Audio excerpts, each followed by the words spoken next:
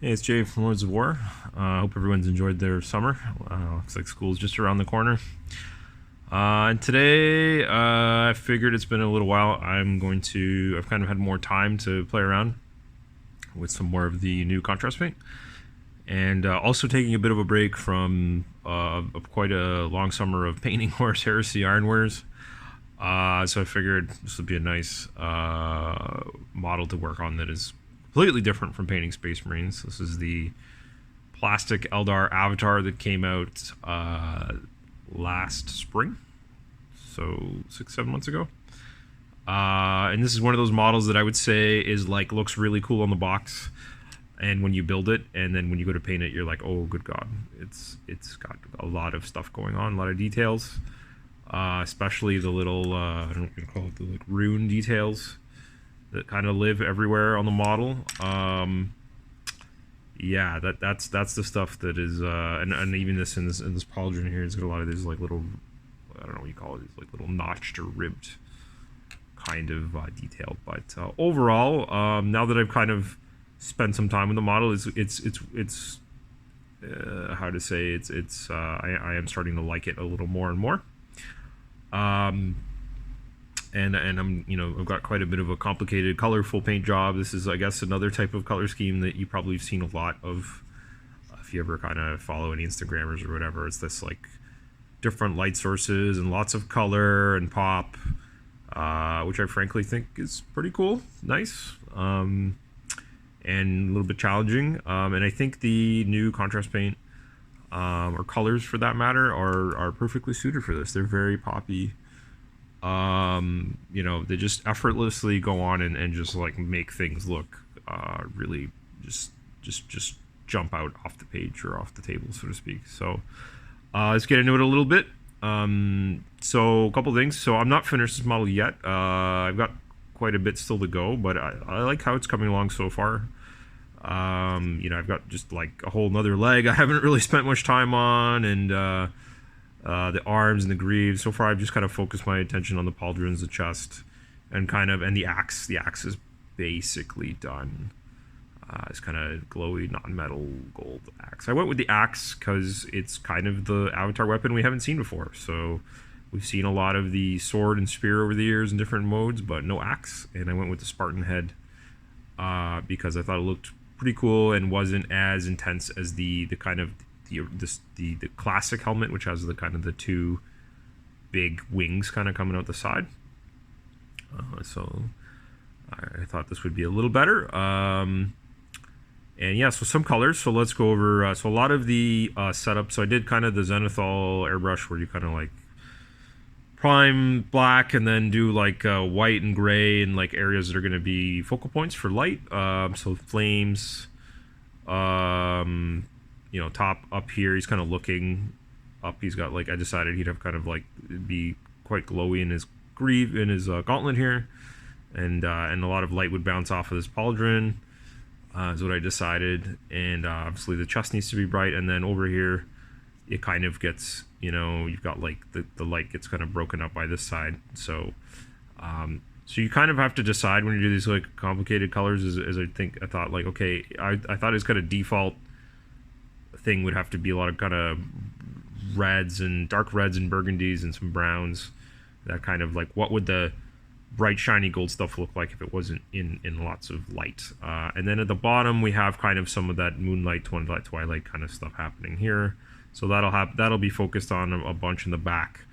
And then to make matters complicated, we have a lot of flame here in the front of the base and this right leg or whatever. And I'm gonna have to do something or reference that here in the other side. But and then I was basically airbrushing then some this model, obviously I had to like do a lot of setup with contrast paint and then do a lot of other work with just standard paint. So for these I used mostly AK colors, AK interactive colors, so I'll show those off. A color I've been using a ton of all summer is this volcanic yellow, which I guess is apt for this molten model.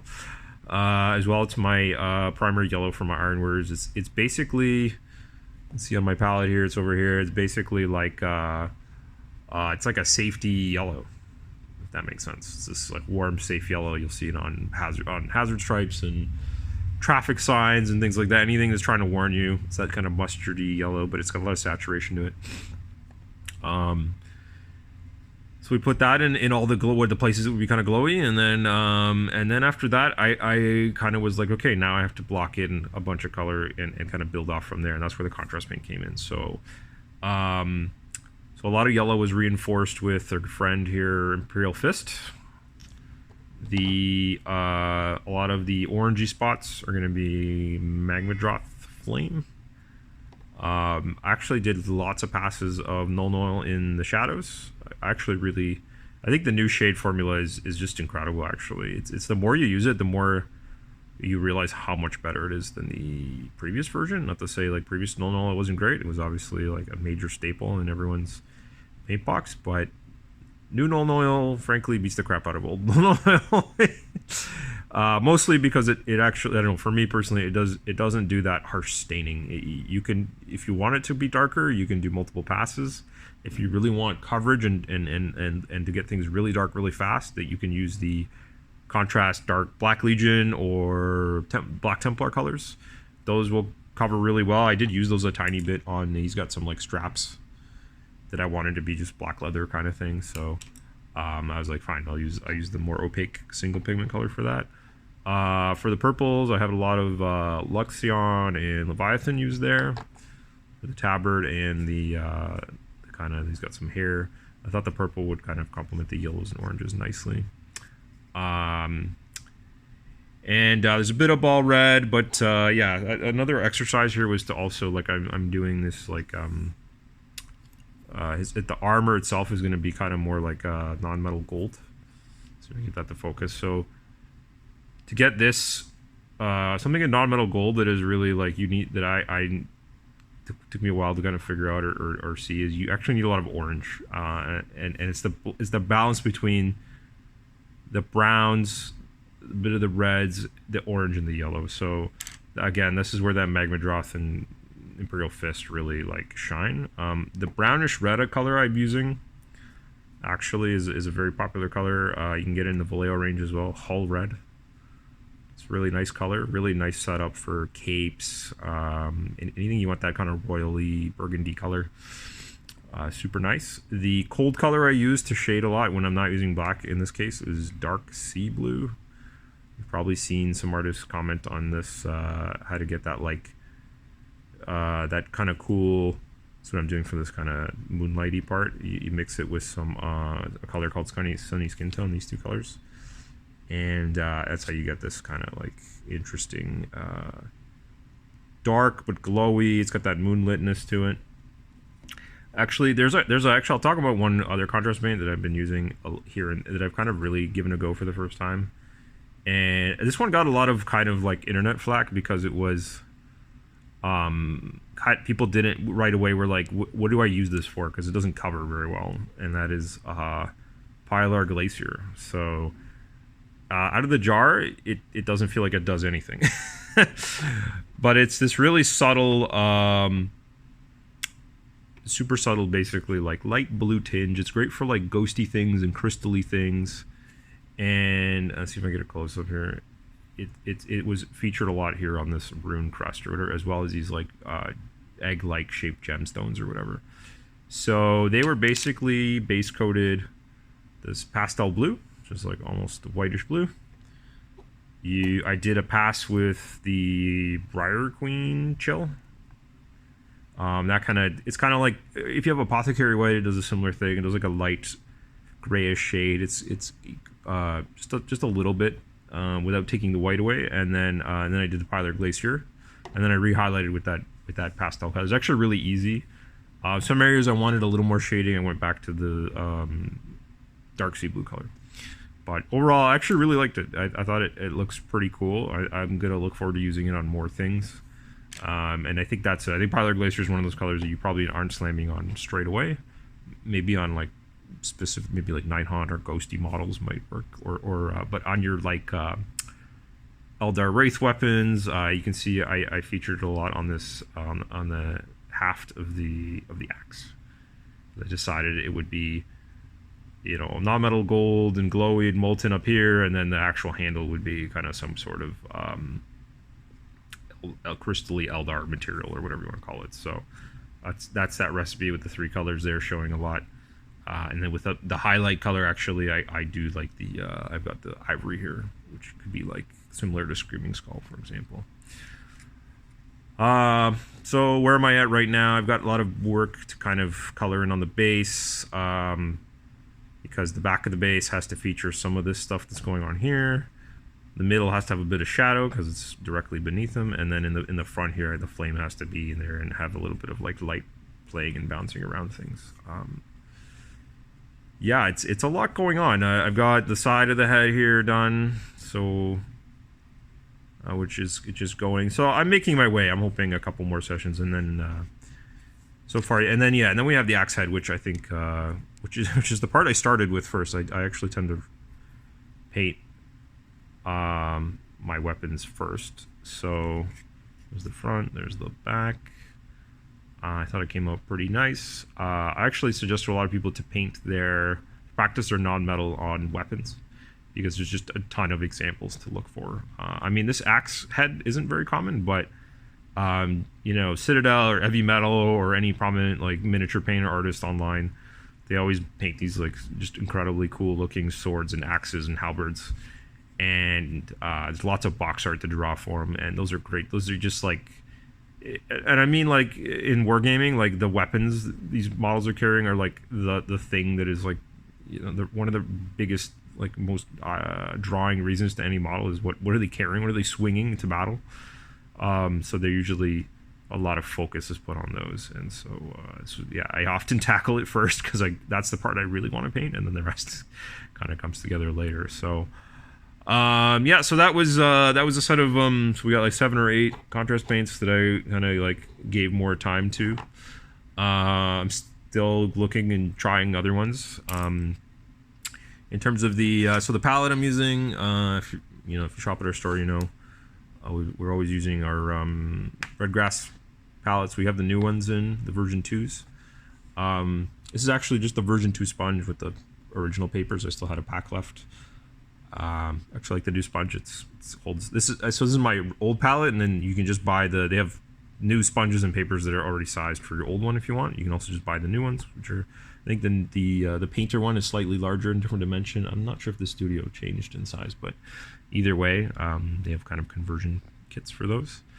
So this is my paint's been, I laid this paint down quite a while ago. I don't know, 2 p.m. So it's still going, which is great. And then here is the kind of AK color range I'm using for this model. I kind of squirt a bunch of these out on the palette all at once. So I've got a little bit of Prussian blue, matte red, light flesh, pastel blue, ivory, or big time fan favorite, ice yellow. You can see I've got a lot of all these pastel colors are the kind of the edge highlight, the colors I mix in to get to the bright. It's basically they're all substituting for white in their respective like color families, whether it's brown or yellow or blue. This is something I always try and tell people, is try to avoid using just straight white, because white and just regular black desaturate the colors that you mix into them. So sometimes you need them. You need that extra power of the just pure white or black, but overall, yeah, work with the pastels. You can actually buy all these pastels in a set conveniently. There's my yellow, the hull red, and I've got a little bit of sunny skin tone. What do I have over here? And then here's the dark sea blue that I was using a ton of. And here's a little bit of regular black. This color actually also used a little bit. I glazed a little bit. This is from the, let's see if we can focus on this, the Nocturna, the Vallejo Nocturna paint series. Really cool, unique colors. There's a set called, you have Malefic Flesh, which is like vampire pale flesh. There's a Fairy Flesh tone, which is like interesting, like green and warm, and yeah, just kind of interesting, like vibrant flesh colors that aren't common. Great for like elves and orcs and I don't know, just weird fantasy like creatures. And then there's also a purple set, I think is just called Imperial Purple. Actually, no, it might have another. Either way, there's just one with purple. This is what that's from. Very cool colors. In that set, you'll get 8 purples that are like quite unique. Well worth owning. The only caveat is these jars, these Nocturno jars, only come in those boxes. So if you run out of this Chalice Red because it's your dominant color in an army or 3 armies, you need another one, you have to buy another box. But that being said, I'm actually really glad I have the set. I do kind of spot reference it and use it on all the time on just certain models because they just have certain purples and colors that I can't get elsewhere. So anyway, thanks for anyone who hung out this long in the video. I realize we're coming up on 15 minutes. So yeah, some other things we'll be announcing really shortly. There is a date for the Sword and Brush show that our figure show that we try to run annually minus COVID years. And it's November 26th, which is a Saturday. So look out on our website for that official announcement. But you can block the date, get your models ready, start painting, and we look forward to seeing everyone there. And that'll be purely this year. It'll just be a figure show, so there will not be a gaming tournament component. But still, it'll look forward to seeing all the amazing work people have been doing all the last couple of years. So until next time, take care.